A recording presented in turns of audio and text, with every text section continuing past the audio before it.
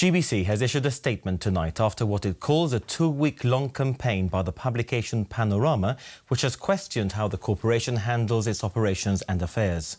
In the statement, available in full on our website, GBC says the Panorama has published inaccuracies, distortions and untruths. The statement from Broadcasting House seeks to set the record straight. Well, our reporter Jonathan Scott joins us live in the studio now with the latest. Jonathan, good evening. Good evening, James. It's no secret that GBC is undergoing a process of change, a process which GBC says is very, very necessary.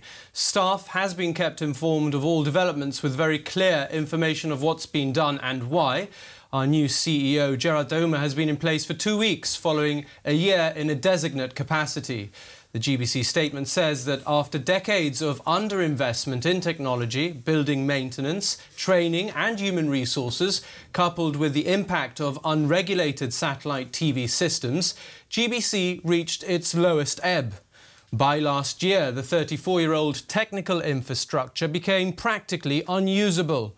As GBC has already acknowledged, its accounts haven't been audited since 2008. Given the disruption caused by allowing the general manager's post to remain vacant between 2007 and 2010, these were completed in draft form and should be tabled in Parliament later this year, bringing the corporation completely up to date. The statement says staff at GBC are glad that since last year, the current Chief Minister has agreed to invest in broadcasting and reverse the downward spiral. But it points out that it'll be some time before GBC fully returns to its former glory, although much has already been achieved in the past 12 months.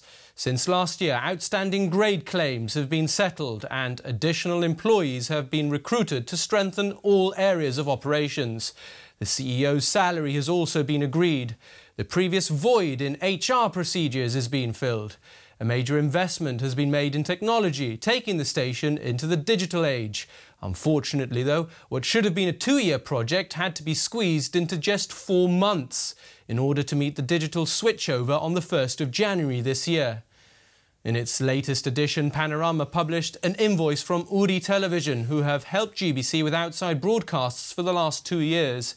This is a vital resource at a fairly low price in the TV industry, given our 28-year-old outside broadcast van has had to be decommissioned. The Chief Minister, Fabian Picardo, is in full agreement with this contract.